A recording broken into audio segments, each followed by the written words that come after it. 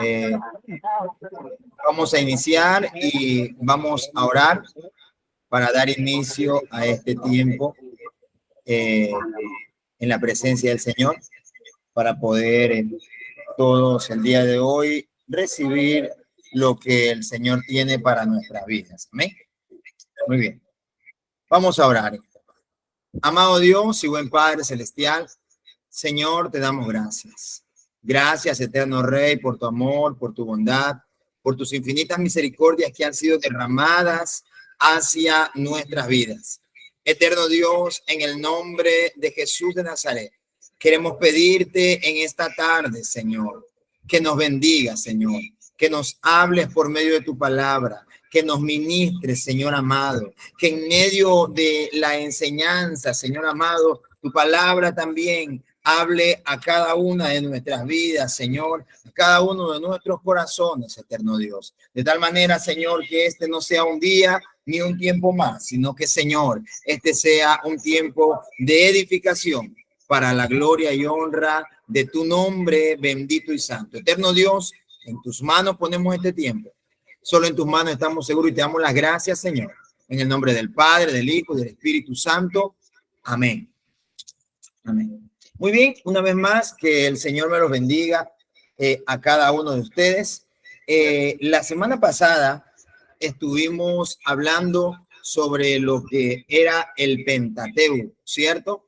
Y pues entendemos por Pentateuco los 5 primeros libros del Antiguo Testamento, en donde están el libro de Génesis, Éxodo, Levítico, Números y Deuteronomio.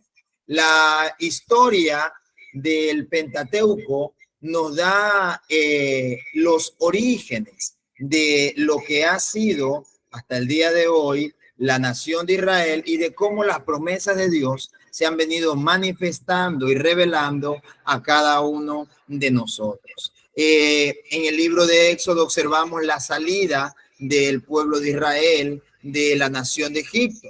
En el libro de Levíticos encontramos nosotros cómo a ese pueblo que el Señor sacó de Egipto ahora quiere santificarlo. Y por eso les da leyes para que, como Dios es santo, su pueblo también camine y viva con una vida correctamente santa delante de su presencia. En el libro de Números también nosotros encontramos la cantidad de israelitas que salieron de allá, los censos y muchos hechos sobresalientes que ocurrieron durante el traslado de Israel hasta el Sinaí y durante el tiempo que se asentaron y mientras también caminaban hacia la tierra prometida.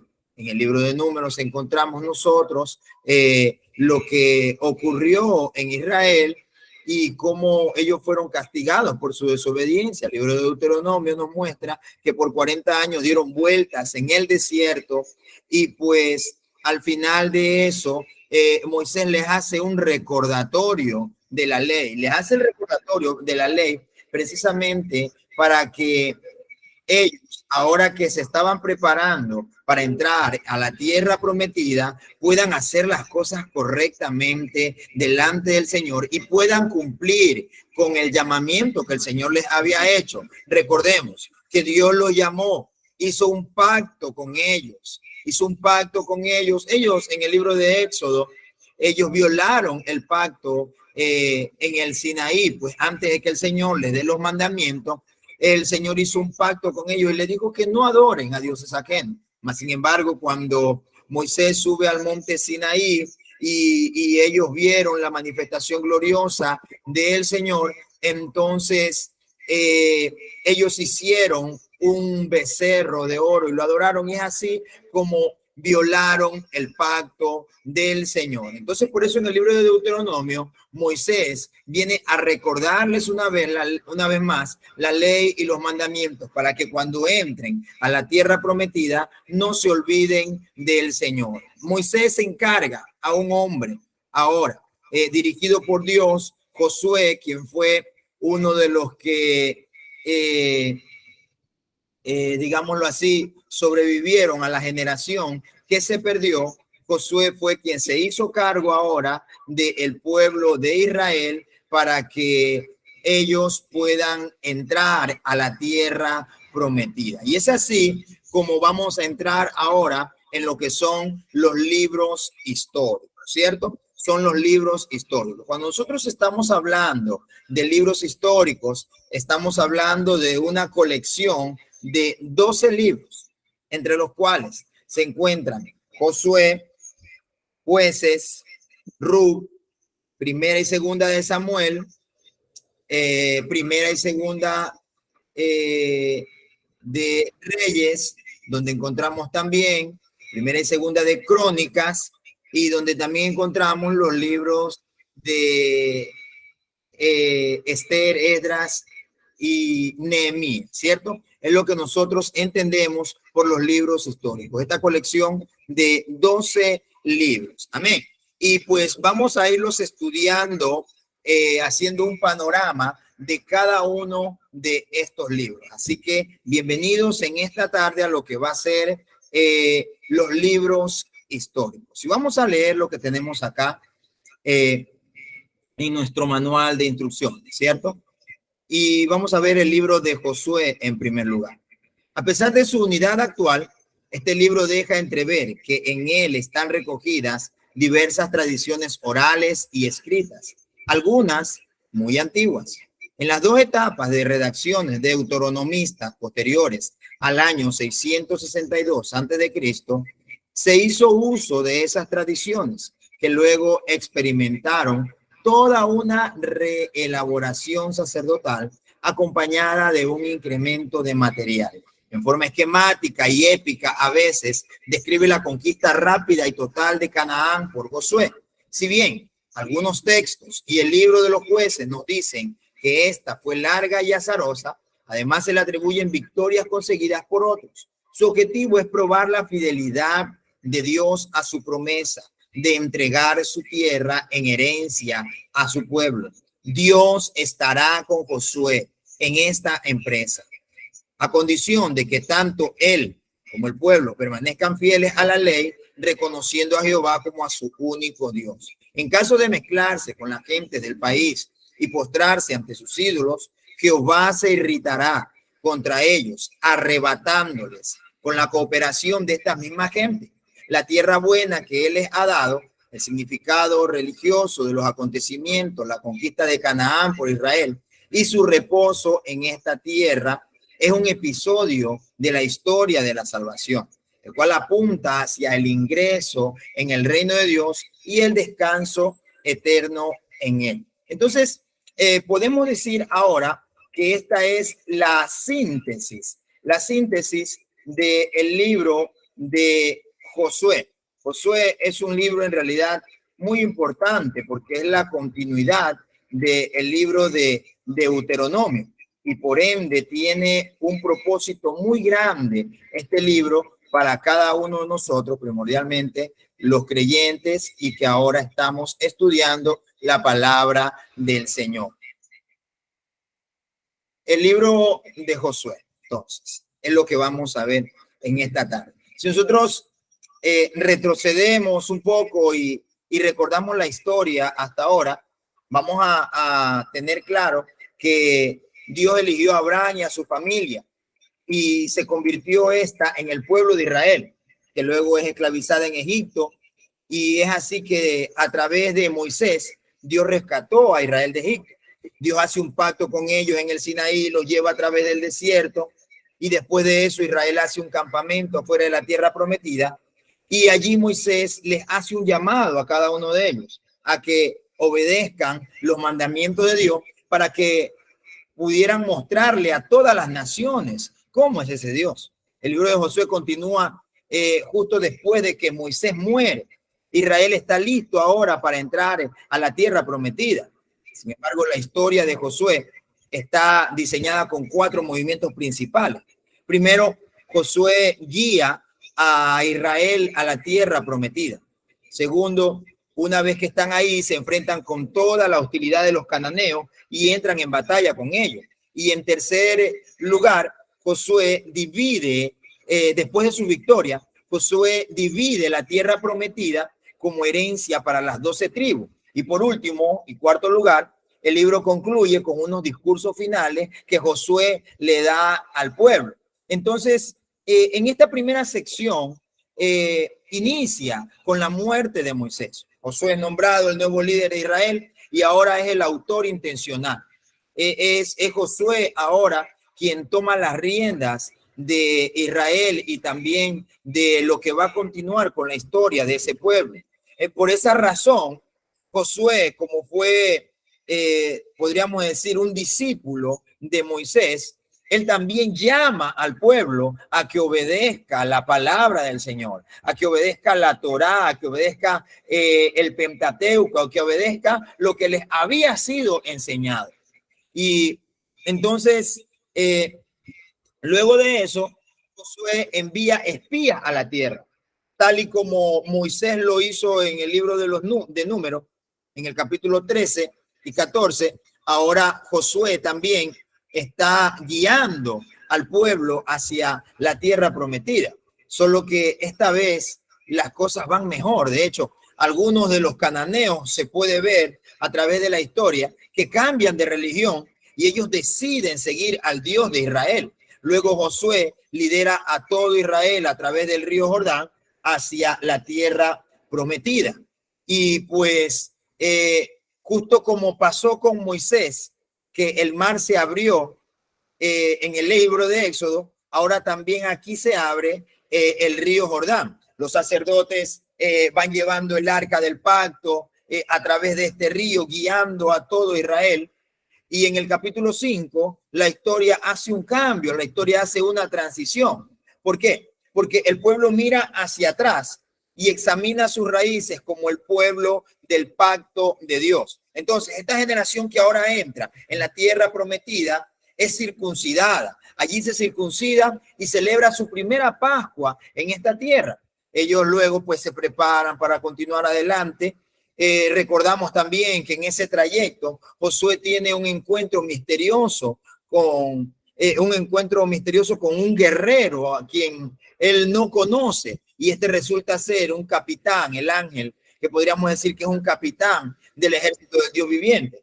Josué le hace una pregunta, él dice: ¿eres de los nuestros o de nuestros enemigos? Y este ser le responde a Josué de una manera confrontativa y le dice: de ninguno de los dos. Y esto nos muestra que la verdadera pregunta es si Josué e Israel estaban del lado o estaban del bando del Señor. Y nos deja claro que esta historia no se trata de Israel contra los cananeos. Más bien, esta es una batalla entre Dios contra los cananeos. Una batalla que Dios está librando contra esta nación. Y lo que va a hacer en realidad Israel es ser un espectador. Israel lo que va a hacer es a estar observando lo que Dios va a hacer con cada uno de ellos. En ocasiones van a ser un poco partícipes en el plan del Señor. Y eso nos lleva a la siguiente parte, en donde nosotros encontramos la historia de aquellos conflictos que Israel tuvo con diferentes grupos de cananeos. La primera parte cuenta en detalle la historia de dos batallas, y esta es seguida por una serie de historias que muestran breves resúmenes que nos dejan ver años de batallas que tuvo que librar el pueblo de Israel. Sus primeras dos batallas son muy conocidas por nosotros. Son las historias de Jericó, de Israel contra Jericó y contra Ahí, dos grandes y poderosas ciudades de los cananeos. Y estas ofrecen una imagen contrastando la fidelidad de Dios contra el fracaso de Israel. Porque en Jericó, Israel debe tener un enfoque completamente pasivo, y ellos permiten que la presencia de Dios en el arca los dirija alrededor de la ciudad durante 6 días. Y así como Rahab se volvió al Dios de Israel, tal vez el pueblo de Jericó haría lo mismo, pero no lo hacen. Una mujer toma una decisión: yo no me quiero perder, yo ya escuché lo que pasa con esta gente. Yo ya sé cómo es ese Dios. Ellos prácticamente no pelean. Su Dios va delante de ellos y les da las victorias. Y en el séptimo día, nosotros conocemos, ¿no? Ellos, los sacerdotes, tocan las trompetas, los muros caen y se produce la victoria de Israel. El punto de la historia es que es Dios quien siempre está librando a su pueblo. Israel solamente necesita confiar y esperar. En la siguiente historia, que es muy importante en este libro de Josué, está la batalla contra Ai. Y aquí se ve, podríamos decir, un contraste con la esencia de ello, porque un israelita llamado Acán roba de Jericó algunos de los objetos preciosos que le pertenecen sola y absolutamente al Señor. Miente sobre aquello y o sea, podemos ver acá también la infidelidad, el desagradecimiento, porque es hasta algo absurdo que después de todo lo que Dios acaba de hacer por Israel y Israel empieza su batalla con el pueblo de Ai, ahora son derrotados, vienen de victoria en victoria y ahora tienen una derrota tan grande. Y sin embargo, al final de esta historia, Israel vuelve a obtener la victoria, pero ¿cuándo la obtiene? Cuando se arrepiente de corazón y con humildad. El pueblo, nosotros conocemos la historia que tuvo que castigar a Acán, y es por eso que estas dos historias están colocadas juntas. ¿Para qué? Para señalar un punto muy importante. Y quiero que ustedes tengan muy claro esto, porque como se los he dicho muchas veces, ¿no?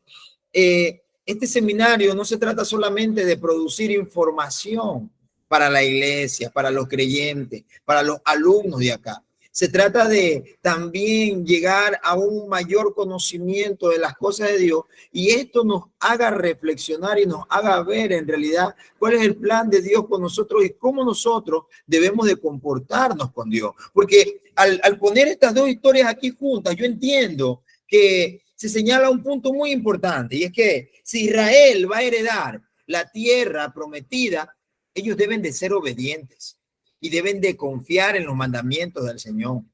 La obediencia en realidad cuesta cuando el corazón se divide. En este caso, el pecado de Acán es porque él quiso unos tesoros. Él dijo, bueno, si yo los guardo, los escondo, entonces nadie se va a dar cuenta y pues de todas maneras yo peleé por Israel. De todas formas, yo hice algunas cosas en Israel, entonces yo me merezco también eso. Pero no era lo que Dios quería. Dios quería que el pueblo entienda algo y era que tenía que aprender a depender de él. Si Dios le dice que no tomen nada, ellos no deben de hacerlo, porque hay momentos en los que Dios es quien quiere bendecirnos y nosotros tomamos decisiones que cambian el rumbo de la historia. Entonces, por esa razón, si ellos no son obedientes y no confían en los mandamientos del Señor, no van a recibir ese trato especial que el Señor tiene con ellos. La segunda parte de este libro de Josué comienza con los gabonitas. Los gabonitas son un pueblo cananeo y estos hacen justo lo que hizo Rahab. Ellos hacen lo mismo. Ellos se vuelven al Dios de Israel y hacen paz con Israel. Esto contrasta con los otros reyes cananeos, quienes empiezan en cambio a hacer alianzas y colisiones porque ellos quieren destruir a Israel. Y están viendo que la gente, al contrario, en vez de estar en contra de Israel, se está pegando a ellos. Entonces ellos hacen alianzas. Así que Israel lucha contra ellos y los vence aplastantemente. De tal manera que toda esta sección termina con una lista que resume las victorias de Moisés y las victorias de Josué. Y cuando nosotros vamos a darle un vistazo a estas cosas, quizás hasta no sea un poco aburrido el leer aquello, o quizás nos molesten esas historias y la violencia que ellos contienen. Como seguidores del Señor también nosotros podríamos preguntarnos lo que dice la palabra, ¿cierto? Y es que no dijo Jesús, amarás a tus enemigos. Pero acá estamos viendo a Dios declarándole la guerra a ellos. En primer lugar, ¿por qué con los cananeos? ¿Por qué este problema con los cananeos? Sacarlos de la tierra en donde ellos están viviendo, destruir inclusive sus ciudades para los israelitas venir a vivir en ellas y apoderarse de esa tierra. Es cierto, es una promesa, pero las razones principales se nos dan con anterioridad en la historia bíblica. Y en algún momento lo hablamos, ¿no? La cultura de los cananeos se había vuelto moralmente corrupta en extremo, especialmente con respecto al sexo. La inmoralidad era algo sumamente alto, sumamente grave lo que ocurría allí. Si ustedes observan el libro de Levítico en el capítulo 18, ustedes van a ver las leyes que el Señor le está dando al pueblo de Israel precisamente como una advertencia. ¿Para qué? Para que ellos no sigan las costumbres de los cananeos. El libro de Levítico, en el capítulo 18, el Señor dice, y habló Jehová a Moisés diciendo, habla a los hijos de Israel, yo soy Jehová vuestro Dios, y no haréis como hacen en la tierra de Egipto, en la cual morasteis, ni haréis como hacen en la tierra de Canaán, a la cual yo os conduzco, ni andaréis en sus estatutos. Mis ordenanzas pondrán por obra, y mis estatutos guardarán, andando en ellos. Yo, Jehová vuestro Dios. Esto es como una firma que pone el Señor acá. Quien lo dice, soy yo. Y aquí empieza una lista de casos, de que no mires la desnudez de tu hermano, de tu hermana, la desnudez de tu madre, de tu padre, del hijo de tu madre, del hijo de tu padre, de las leyes sobre el incesto. Y estas son leyes realmente sobre actos de inmoralidad que el Señor está prohibiendo. ¿Por qué? Porque era lo que hacía los cananeos primordialmente. Esa era la cultura de ella, la inmoralidad, los actos sexuales, los actos inmorales eran para ellos una forma de adoración hacia sus dioses. Esa era una forma de adorarle. Y por eso el Señor le dice, ustedes no tienen que hacer como ellos, porque ustedes tienen que demostrarles quién soy yo. Y para eso ustedes tienen que ser diferentes. Y además también los cananeos practicaban ampliamente, inclusive el sacrificio. Cuando nosotros vemos el libro de Deuteronomio, en el capítulo 12, en el versículo 29 en adelante, nosotros vamos a ver lo que el Señor les dice al pueblo de Israel. Deuteronomio capítulo 12, versículo 29. Dice, y cuando Jehová tu Dios haya destruido delante de ti las naciones a donde tú vas para poseerlas y las heredes y habites en su tierra, guárdate que no tropieces yendo en pos de ella. Después que sean destruidas delante de ti, no preguntes acerca de sus dioses diciendo, de la manera que servían aquellas naciones a sus dioses, yo también les serviré. Por último, termina diciendo el versículo 31, no harás así a Jehová tu Dios, porque toda cosa abominable que Jehová aborrece, hicieron ellos a sus dioses, pues aún a sus hijos y a sus hijas quemaban en el fuego a sus dioses. Cuidarás de hacer todo lo que yo te mando. No añadirás a ello, ni tampoco a ello le quitarás. Entonces, Dios no quería que estas prácticas influencien a su pueblo. Y por esa razón, los cananeos tenían que ser destruidos. Y ahora esto nos genera otra pregunta más, ¿no? En realidad, ordenó Dios la destrucción de todos los cananeos. O sea, algo así como, podríamos decir, un genocidio. Un genocidio. ¿Y qué es entonces un genocidio? Un genocidio es la destrucción intencional de un pueblo. Que a veces se define como un grupo étnico, nacional o religioso en su totalidad o en parte. Es lo que se vivió en la antigüedad cuando querían desaparecer el cristianismo o cuando las demás naciones querían desaparecer también a Israel de sobre la faz de la tierra. Entonces, Dios estaba ordenando algo así como un genocidio. A primera vista, esa es la impresión por la frase que nosotros encontramos en estas historias, que los destruyeron por completo, que no dejaron sobrevivientes ni nada que respirara. Pero si nosotros le damos un segundo vistazo un poco más de cerca, nos vamos a dar cuenta que esas frases son claramente una hipérbole y no son algo literal, algo que ocurrió así como se lo menciona. Cuando nosotros estudiemos más adelante lo que es hermenéutica, nosotros vamos a hacer un estudio sobre lo que es hipérboles, lo que son similes, para poder entender que hay un lenguaje muchas veces figurado, hay un lenguaje figurado, pero que no demuestra una totalidad así como parece. ¿Por qué? Porque regresemos a los mandamientos originales sobre los cananeos, por ejemplo, en el libro de Deuteronomio capítulo 7. Observamos nosotros que primero se le dice a Israel que expulse a los cananeos, ¿cierto? Allí el Señor les dice, expulsen a los cananeos. Luego el Señor les dice a su pueblo, destruyanlos totalmente. Pero si nosotros continuamos leyendo Deuteronomio capítulo 7, las instrucciones continúan diciendo y continúan enseñando mandamientos sobre no casarse ni hacer negocios con ellos. Entonces, ¿cómo es esto? Porque usted no puede casarse con alguien a quien ha destruido. Así que es necesario que entendamos nosotros el punto, porque la misma idea aplica también a las historias de Josué. Miremoslas, por ejemplo, un poco más de cerca. En el libro de Josué, en el capítulo 10, en los versículos 36 al 39. Miren lo que dice. Dice acá, y subiendo luego Josué y todo Israel con él de Eglón a Hebrón, la combatieron.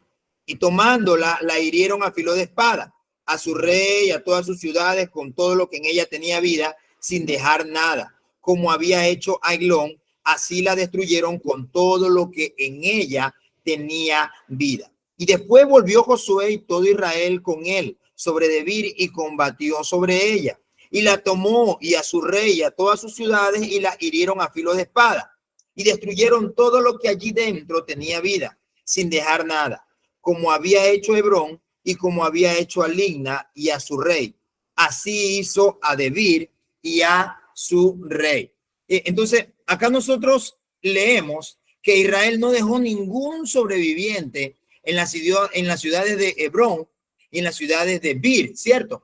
Pero luego, si nosotros vamos al capítulo 15, en los versículos 13 al 15, mire lo que dice. Mas a Caleb, hijo de Jefoné, dio su parte entre los hijos de Judá, conforme al mandamiento de Jehová a Josué, la ciudad de Kirat Arba, padre de Anab, que es Hebrón. Y Caleb echó de allí a los 3 hijos de Anac, Sesaí, Aimán, Talmai, hijo de Anac. De aquí subió contra los que moraban en Debir, y el nombre de Debir era antes Kiriat Sefer. Entonces, nosotros estamos viendo ahora que al parecer continúan habiendo gente allí. Continúa habiendo personas en ese lugar. Vemos ahora que estas ciudades todavía están pobladas por gente cananea. Entonces, lo que nosotros vemos es que la narrativa de Josué cuadra bien con otros registros antiguos de batalla y que lo que utiliza es un lenguaje hiperbólico y no un lenguaje literal como parte de su estilo narrativo. Entonces, la palabra genocidio no encaja con lo que vemos aquí, especialmente a la luz de las historias de los cananeos. Porque nosotros encontramos que algunos cananeos sí aceptaron al Dios de Israel, como fueron Rahab y como fueron también algunos gabaonitas. Entonces, entendamos esto. Dios siempre estuvo abierto a aquellos que se volvieran a él. Algo más que nosotros tenemos que considerar es que estas historias marcan un momento único en la historia de Israel. Estas batallas estaban limitadas a un puñado de pueblos que vivían en la tierra de Canaán, con todas las demás naciones. Israel estaba en primer lugar llamado a buscar, estaba llamado por Dios a buscar la paz. Si nosotros leemos el libro de Deuteronomio, el capítulo 20, lo vamos a entender mucho mejor. Entonces, el propósito de estas historias de batalla no es decirle al lector que ejerza violencia en el nombre de Dios. En algún momento, no sé si a usted le habrá pasado, que alguien le habrá dicho, pues bueno, ¿y cómo tú me dices que Dios es tan bueno, tan misericordioso? ¿Y por qué envió a destruir ciudades enteras? Dios siempre dio la opción a los hombres al arrepentimiento. Porque si hay algo contra lo que Dios se opone, es contra la maldad, es contra la perversión, contra la inmoralidad, contra el pecado. Pero cuando hay arrepentimiento, Dios muestra su amor. Entonces, Dios, estas historias nos muestran a Dios llevando su justicia sobre la maldad humana en un momento especial de la historia. Pero también nos muestra cómo Él libró a Israel de ser aniquilado por los cananeos. Entonces, nosotros tenemos que entender claramente el diseño de este libro, del libro de Josué, porque pasan los años y ahora Josué envejece. Y vemos a un Josué envejecido que empieza a dividir la tierra entre 12 tribus de Israel. La mayor parte de esta sección de este libro tiene una lista de fronteras que a veces no queremos leerlas porque como que no nos gusta, porque es como un mapa que no tenga imágenes, ¿cierto? Pero para los israelitas aquello era muy importante, por eso están escritas en el libro de Josué, porque ese era el cumplimiento de las antiguas promesas que Dios había hecho a Abraham, que sus descendientes van a heredar la tierra prometida. Así que ahora todo está sucediendo hasta el más mínimo detalle. Y esto nos lleva a la parte final del libro de Josué. Josué da dos discursos al pueblo que son muy similares a los discursos finales de Moisés en el libro de Deuteronomio. ¿Por qué? Porque Josué les recuerda la generosidad de Dios y de cómo Dios los trajo a la tierra prometida y los rescató de los cananeos. Y por eso los llama a que se alejen ahora de los dioses cananeos y que sean fieles al pacto que ellos hicieron con Dios. Y Josué les dice, si ustedes esto hacen, ustedes van a vivir y van a ser de bendición en la tierra. Pero si son infieles, Israel hará que caiga sobre sí mismo el juicio divino. Así como los cananeos experimentaron el castigo de Dios y fueron expulsados de su tierra, si ustedes desobedecen, ustedes también van a ser expulsados de la tierra. Y lastimosamente, más adelante, vamos a encontrar que esa es la historia de Israel por causa de la desobediencia. Un día ellos expulsaron a otro de su tierra, de la tierra en la que ellos moraban, para habitarla a ellos, pero ahora ellos son también expulsados de esa tierra e inclusive son exiliados y son esclavizados. Entonces, Josué deja a Israel con una decisión pendiente. ¿Y qué es lo que va a hacer Israel? Esa es la pregunta más grande que surge mientras así termina la historia de Josué. Y de allí nosotros vamos a pasar a un libro que es muy importante, como lo es el libro de Jueces. Este libro se divide en tres partes. Tiene una doble introducción histórica y doctrinal. El cuerpo del libro y dos apéndices en los capítulos 3, los versículos 7 al 16 y al 31. Y dos apéndices en los capítulos desde el 17 y hasta el capítulo 21. A base de antiguas tradiciones orales, locales y populares, diversas veces retocadas, coleccionadas y escritas por redactores con diversa condición, mentalidad y procedencia. O sea, eran del reino del norte o del sur. Y estas estaban sometidas a una revisión deuteronómica y sacerdotal. Su autor describe el estado precario de Israel en la conquista y posesión de Canaán debido a su infidelidad a Jehová. Este libro desarrolla la tesis pragmática de los deuteronomistas en 4 tiempos, que son prevaricación y castigo y arrepentimiento y perdón, con la restauración del orden por obra de jueces carismáticos que actúan según las exigencias del momento.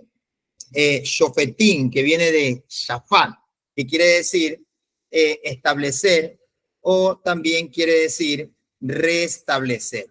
Entonces, ahora, luego de la historia de Josué, vamos a entrar nosotros en la historia del libro de los jueces. El libro de los jueces nos recuerda que después de que Josué guía a las tribus de Israel hacia dentro de la tierra prometida, o sea, hacia dentro de Canaán, él los llama a ser fieles al pacto con Dios, a que obedezcan la palabra del Señor. Y si ellos hacen esto, le van a demostrar a todas las demás naciones cómo es Dios. Por eso es que Jueces comienza con la muerte de Josué. Y básicamente el libro de Jueces va a contarnos la historia del fracaso de Israel. El nombre del libro viene precisamente por el tipo de líderes que Israel tuvo en ese periodo. Pues antes de que Israel tenga reyes, las tribus fueron gobernadas por jueces. Ahora, no pensemos tampoco que esto es como una corte, ¿no? Los jueces en ese tiempo eran líderes regionales, eran como líderes políticos, líderes militares, algo así, como jefes de tribus. Eso eran los jueces. Entonces, nosotros tenemos que también saber que el libro de Jueces es un libro que contiene mucha violencia, porque cuenta la historia de la corrupción moral de Israel y de su mal liderazgo, y básicamente de cómo Israel viene a ser semejante a los cananeos. Pero esta historia también nos debe de generar a nosotros esperanza para el futuro. Podemos ver esto en la manera en que el libro está diseñado, porque hay una larga introducción que prepara el escenario para el fracaso de Israel. ¿Por qué? Porque ellos no expulsaron a los cananeos que quedaron. Y luego nosotros tenemos una sección muy importante en este libro con historias de jueces que también se corrompieron, jueces que también se volvieron corruptos, y esto nos muestra a estos líderes que pasan de bastante buenos y empiezan a descender, podríamos decir. Eran bastante buenos, luego son buenos nada más, y luego se vuelven malos. Y en algunos casos hasta se vuelven peores. La última parte de este libro de Jueces es algo un poco perturbador, los capítulos 17 hasta el capítulo 21, porque muestra la corrupción del pueblo de Israel en su totalidad. Así que necesitamos entender por eso este libro de los Jueces para que nosotros podamos conocer mucho mejor la historia de las tribus de Israel. Porque al inicio de este libro comienza con las tribus de Israel en sus territorios, cada uno en el lugar que le tocó, su territorio en la tierra prometida. Y vemos que aunque Josué derrotó algunas de las ciudades cananeas que eran claves, todavía había mucha tierra que ellos tenían que conquistar. Y había muchos cananeos también viviendo en esa área. Es por eso que el capítulo 1 va a incluir una larga lista de grupos cananeos. Permítame tomar un poquito de agua.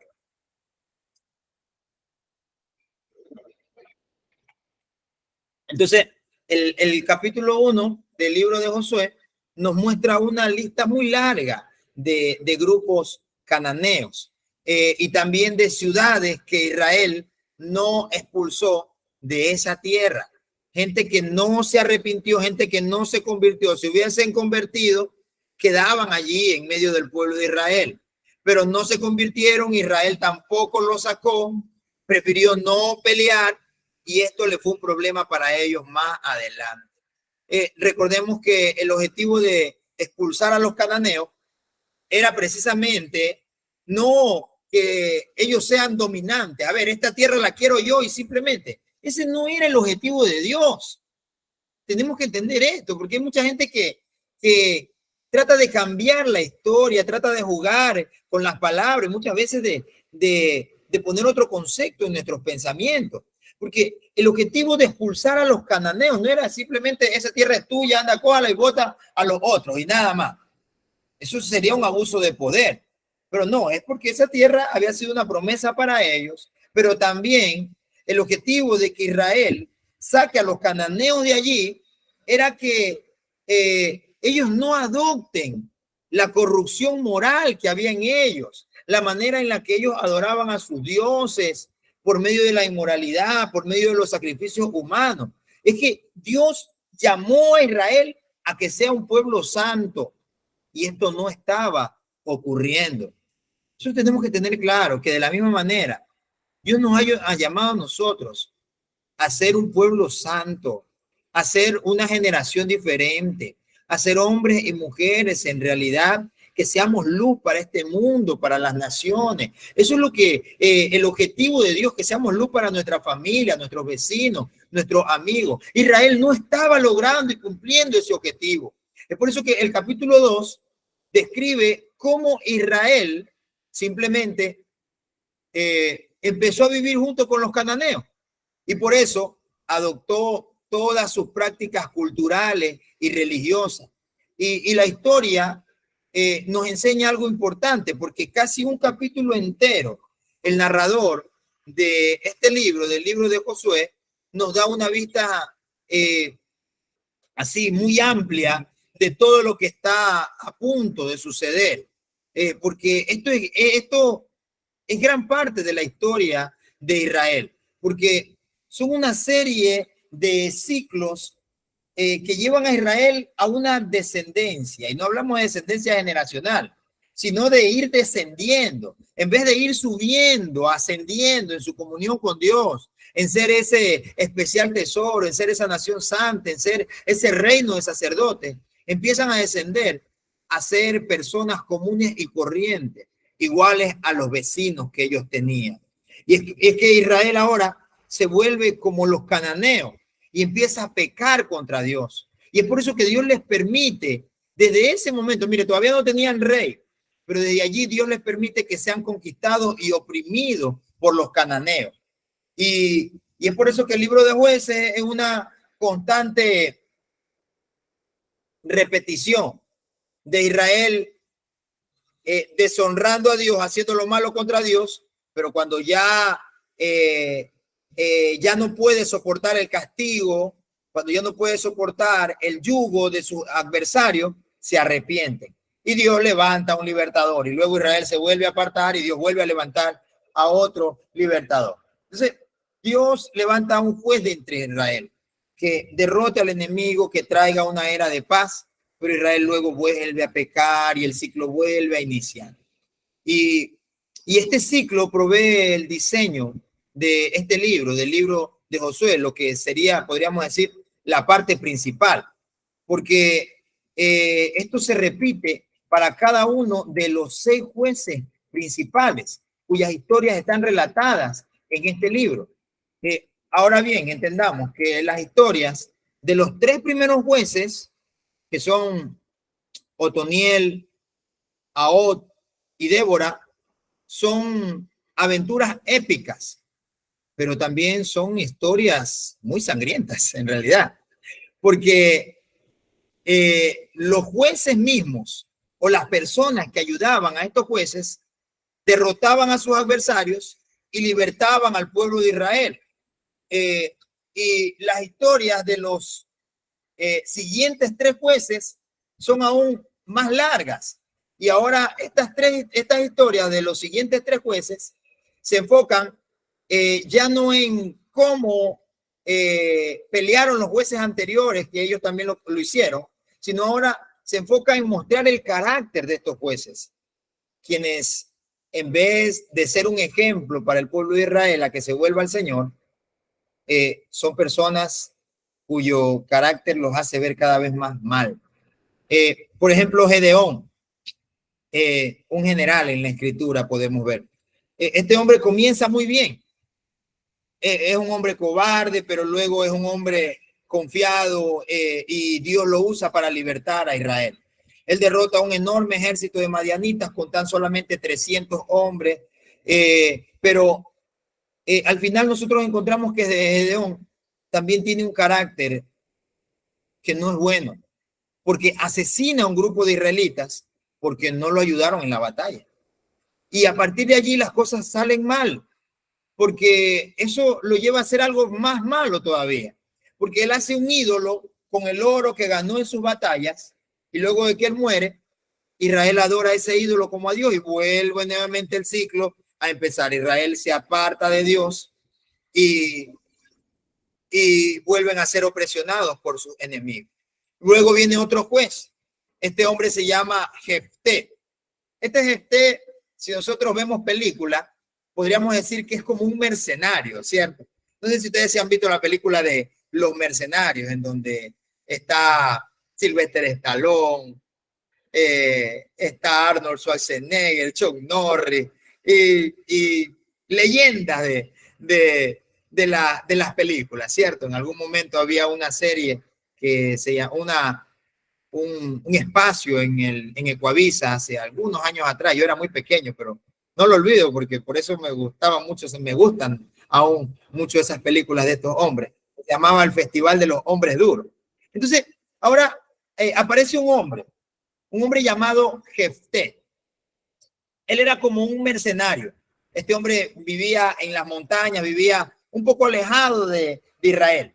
Y cuando las cosas se ponen mal para Israel, los ancianos de Israel van a donde este mercenario llamado Jefté y le ruegan por su ayuda. Jefté, como un líder para pelear, era muy efectivo. Ganó muchas batallas contra los amonitas.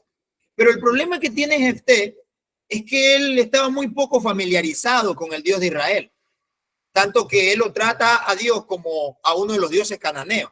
¿Por qué? Porque cuando va a su última batalla, podríamos decirlo, él jura sacrificar a su hija si gana la batalla. Y esta historia nos muestra qué tan bajo ha caído Israel, porque ya no conocen el carácter de Dios, inclusive, que los lleva al asesinato, a la falsa adoración. Luego vemos a otro juez que fue Sansón. Sansón es un juez que es mucho peor todavía, porque su vida empieza con una promesa, un nazareo, pero a él no le importa a Dios.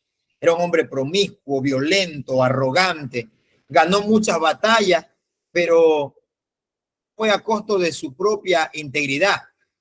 Y la vida de él llega a terminar inclusive con un asesinato en masa, en el cual él termina muriendo junto con aquellos filisteos. Ahora, tenemos que, antes de terminar el libro de Josué, tenemos que notar, hay algo que se repite constantemente en la sección principal de este libro, y es que en momentos especiales, amados hermanos, Dios empodera a cada uno de estos jueces. Sí lo han notado ustedes, de cómo es Dios quien usa estos hombres que hicieron grandes actos de liberación. Y puede surgir la pregunta, y surge la pregunta en nuestras vidas: ¿cómo es que Dios usa gente que tiene tantos problemas internos? ¿Sabe? Eso no quiere decir que Dios aprueba o valida todas o aún algunas de las decisiones, sino que el primero y principal compromiso de Dios es salvar a su pueblo.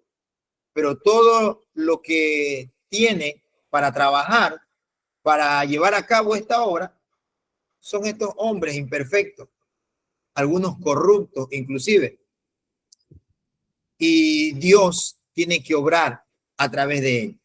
Esta sección está diseñada para mostrarnos lo mal que están las cosas en Israel, porque prácticamente ya no se puede diferenciar entre israelitas y cananeos.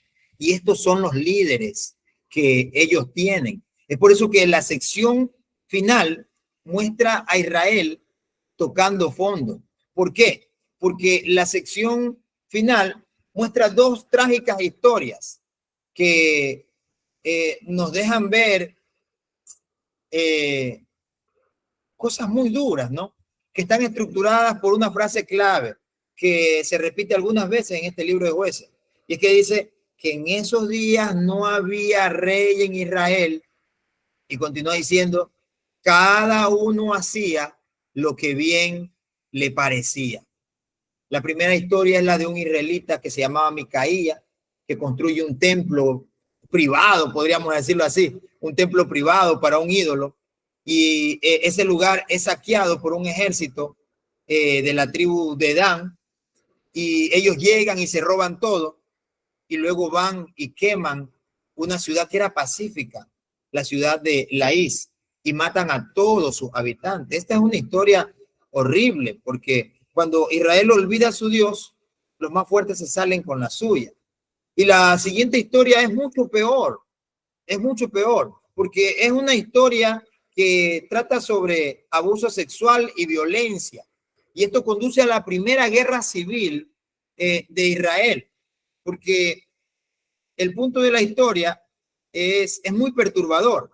Se supone que estas historias deben de servir como una advertencia de cómo está el carácter de Israel, cómo está descendiendo y cómo está yendo directo hacia la autodestrucción, porque se han apartado de Dios, que lo único que ha hecho es amarlos y salvarlos y librarlos una y otra vez. Pero Israel necesita ser librado de nuevo. Ahora ya no de sus adversarios, ya no de los egipcios, ya no de los amonitas. Necesitan ser librados de ellos mismos, porque su corazón está muy alejado del Señor. Y el único rayo de esperanza, podríamos decirle, se encuentra en una frase que también está repetida en la última parte del libro y que forma la última oración de la historia. Es que no había rey en Israel.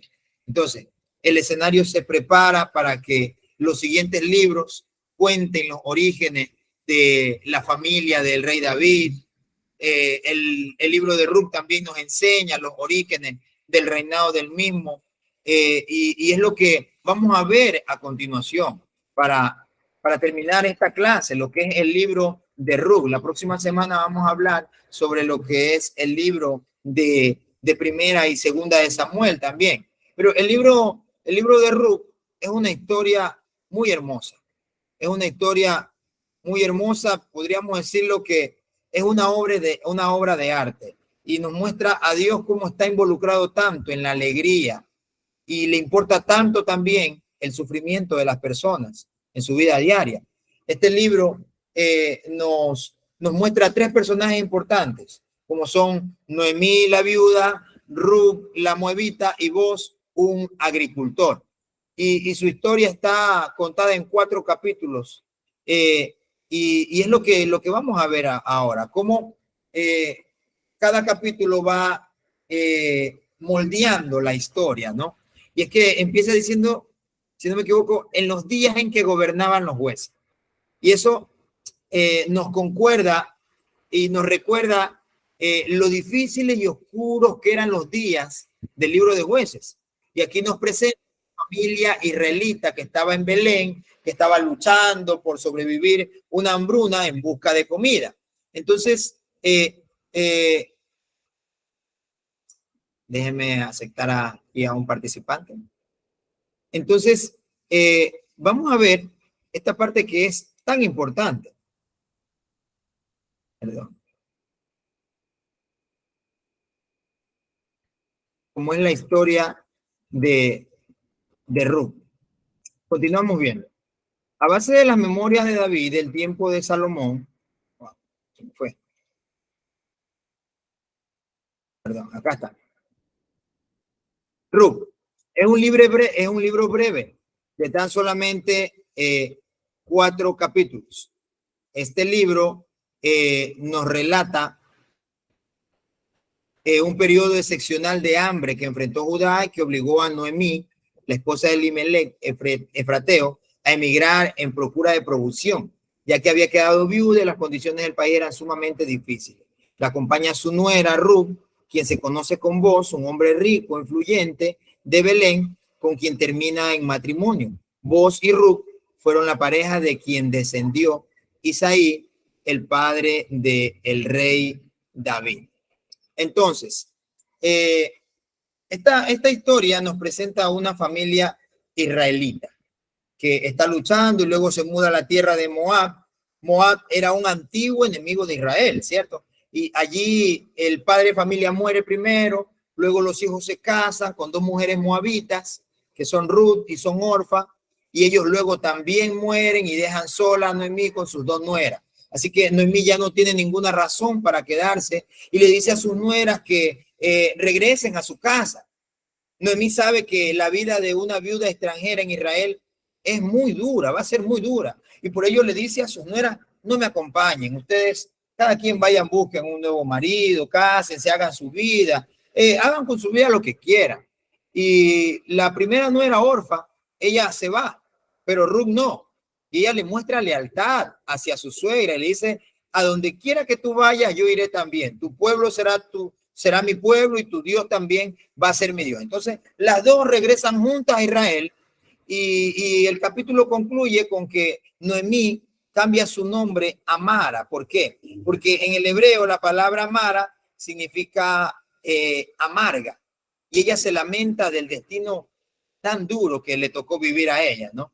Luego vemos el capítulo 2 en donde Noemí y Ruth están hablando acerca de dónde van a encontrar comida, cómo van a sobrevivir.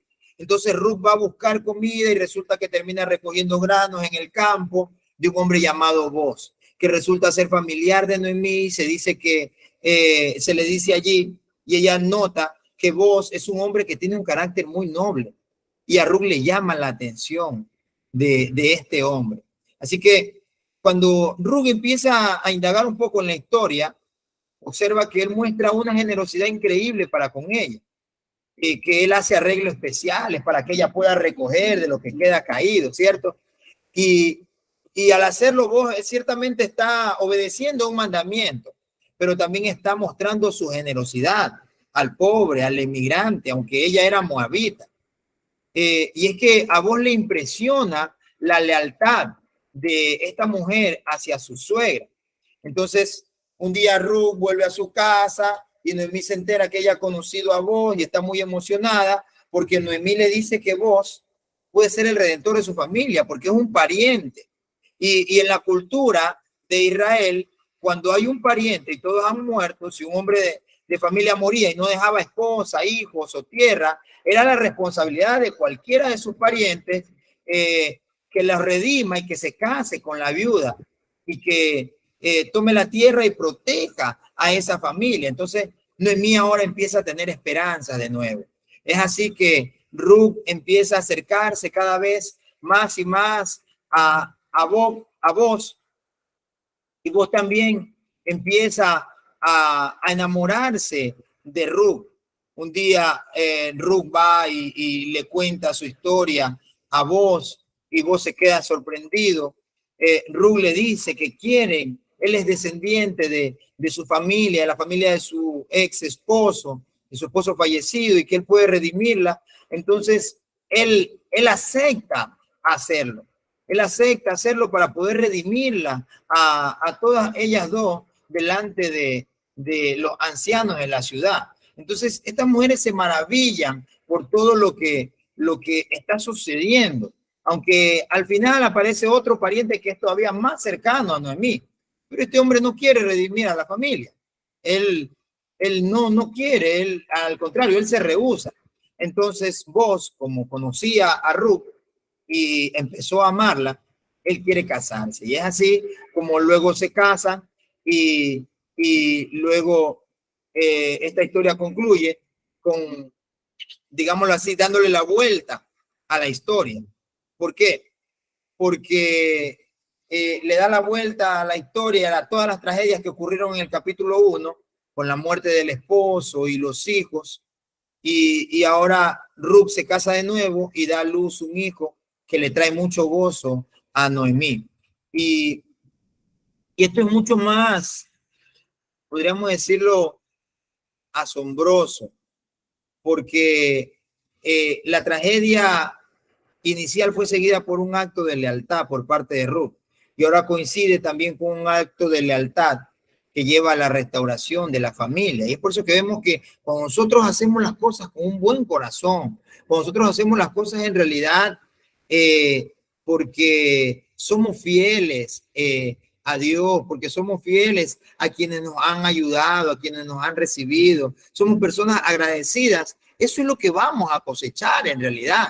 Eso es lo que en realidad cada uno de nosotros nosotros a cosechar. ¿Por qué? Porque la escritura es clara y todo lo que el hombre siembra se cosecha, y esto lo habla en todos los aspectos. En este libro, por ejemplo, nosotros podemos ver que los personajes hablan de Dios en algunos momentos, pero jamás se menciona a Dios haciendo algo directamente en la historia. Y eso es algo maravilloso. ¿Por qué?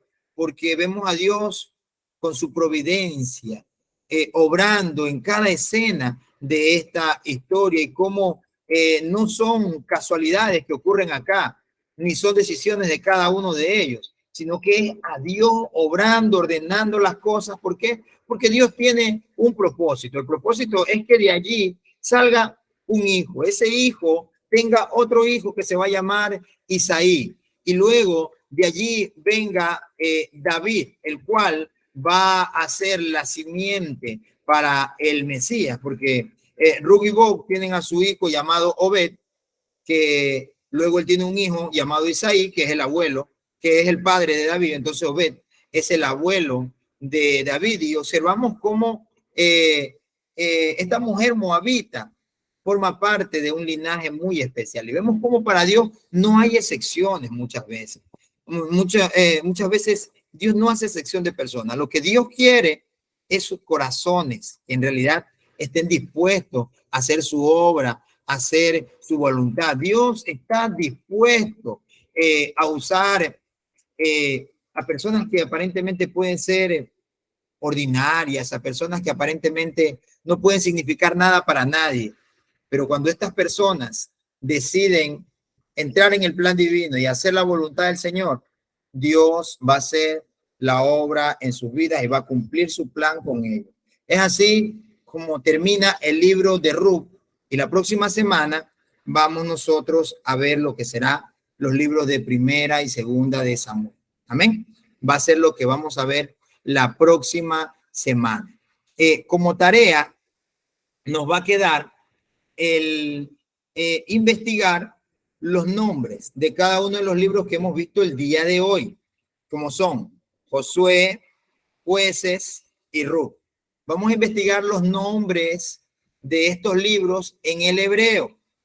Vamos a investigar también el significado de cada uno de aquellos nombres. Vamos a investigar también el propósito de cada uno de estos libros y los personajes principales que aparecen en ellos. Yo también les voy a enviar al WhatsApp, les voy a enviar en texto la tarea, pero quiero que desde ya lo tengan claro. Entonces vamos a averiguar el nombre de ellos en el hebreo, vamos a averiguar el significado de cada uno de sus nombres, vamos a averiguar, investigar el propósito de cada uno de estos libros, como son Josué, Jueces y Ruth, y también vamos a ver los personajes principales de estos libros. Y a esto usted va a agregar lo que ha entendido de cada uno de ellos mediante la clase que hemos visto hoy y también la investigación que usted va a hacer. ¿Estamos claros? Voy a activar los micrófonos. ¿Alguien tiene algo que preguntar quizá?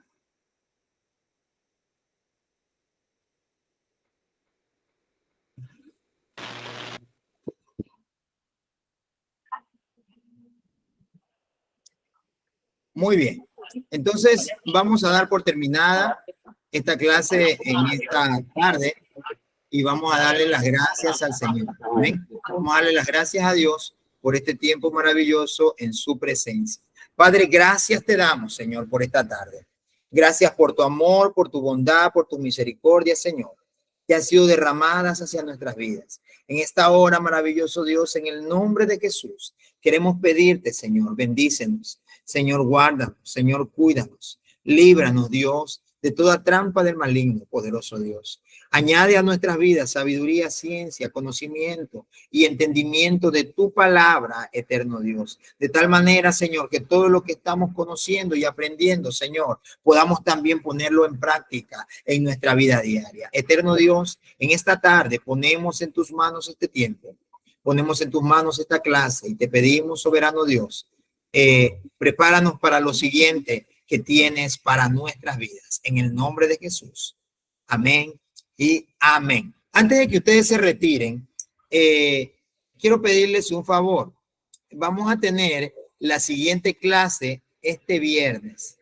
Este viernes vamos a tener la siguiente clase, que sería la clase número 5. El asunto es que el día sábado tengo una asignación